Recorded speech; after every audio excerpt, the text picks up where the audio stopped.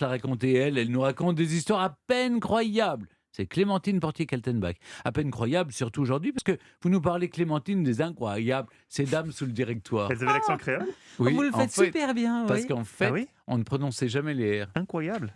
Il fallait éviter que les incroyables et les merveilleuses, Mais parce que pourquoi il fallait éviter à les cause R? de la Révolution, à cause du roi, Mais à non! cause de tous ces mots qui fâchaient et qui avaient Hmm. vu des têtes tomber, donc on ne prononçait plus C'est les R. Et oui, particulièrement mais pervers. vous vous souvenez, Mathieu, quand je Non, vous il avais... n'était pas né. Non, pas des incroyables et des Oui. merveilleuses, mais quand je vous ai parlé des Azous, je vous racontais Ah que oui? eux s'exprimaient avec l'accent anglais parce qu'il y avait une passion pour tout ce qui était anglo-saxon pendant les années Donc là, tout le monde d'occupation. parlait créole à Paris. Oui, C'est Alors vrai en que là, fait, oui. non, parce que ça concernait une rare élite Ah oui. parisienne, hein, ce phénomène. C'est 1794, au lendemain de la Terreur, et donc ce courant de mode a pour particularité son extravagance, son étrangeté, voire sa laideur en particulier pour les hommes.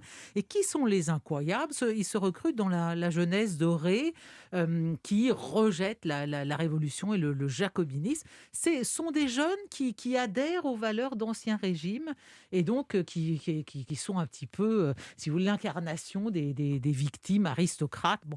Et d'ailleurs, les figures de proue des incroyables sont assez peu connues. C'est le chanteur Gara ou un certain Eléviou. Vous voyez, alors que les femmes, les merveilleuses, Madame Tallien, Madame Madame Hamelin, Hamelin, bien sûr. Madame Récamier, Joséphine de Beauharnais, tout le comme le monde les restaurant? connaît, ces figures-là. Du côté des hommes, c'est pas très connu.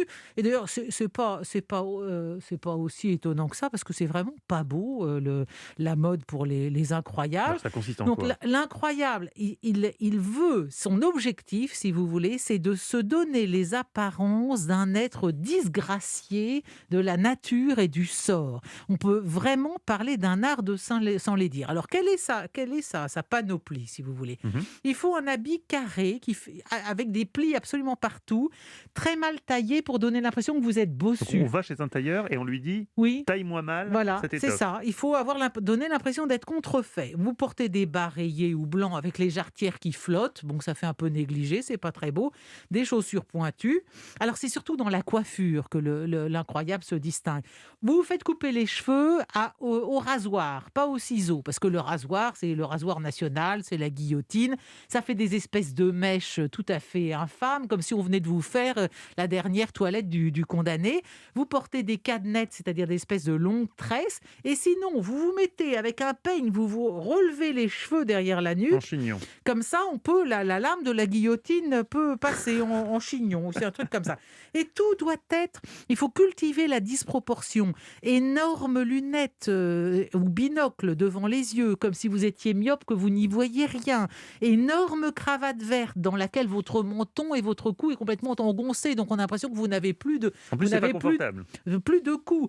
Immenses anneaux passés dans les oreilles, ce qui est une chose qui n'est pas du tout une mode masculine Ah oui, non. avant la Révolution. Les chapeaux, pareil, bicornes ou énormes chapeaux claques, tout est gros. Et alors, la caractéristique vous vous souvenez que le Zazou ne se déplace jamais sans son parapluie, Mmh. eh bien, l'incroyable ne se déplace jamais sans un affreux gourdin, tourné en spirale, noueux, raboteux, très laid, et qu'on surnomme le pouvoir exécutif.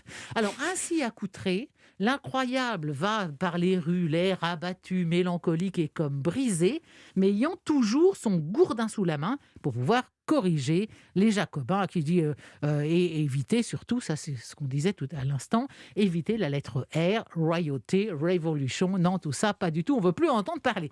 Mais évidemment, vous comprenez, en 1794, les gens sont tellement soulagés d'avoir seulement survécu.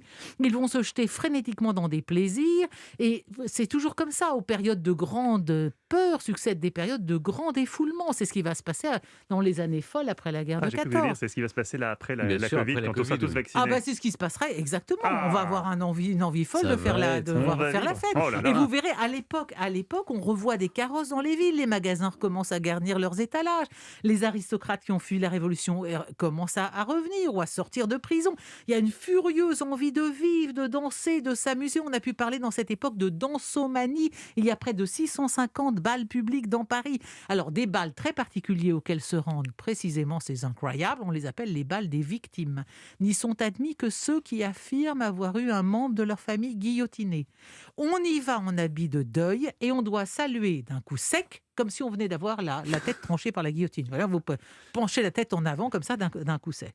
Alors, heureusement, à côté des incroyables, il y a une version un peu moins sombre quand même de la jeunesse masculine du directoire avec les muscadins. Parce que ce qui caractérise cette époque aussi, c'est la soif de plaisir et de sensualité. Donc on revient, la mode, c'est les odeurs animales, sensuelles, le musc, la civette. Et ces jeunes gens, on les appelle les muscadins parce qu'ils se parfument, ils cocotent au musc. Et heureusement, côté femme, il y a une version quand même plus sensuelle et plus joyeuse. Les merveilleuses dont je parlais tout à l'heure, quasiment nues, dans leur robe à la Diane ou à la Flore, en perruque bleue et verte, avec des anneaux aux doigts de pied et des sandales à la romaine qui tiennent avec des rubans. Et il y a donc ces fameuses, les trois grâces du directoire, Madame Tallien, Madame Beauharnais, Madame Hamelin.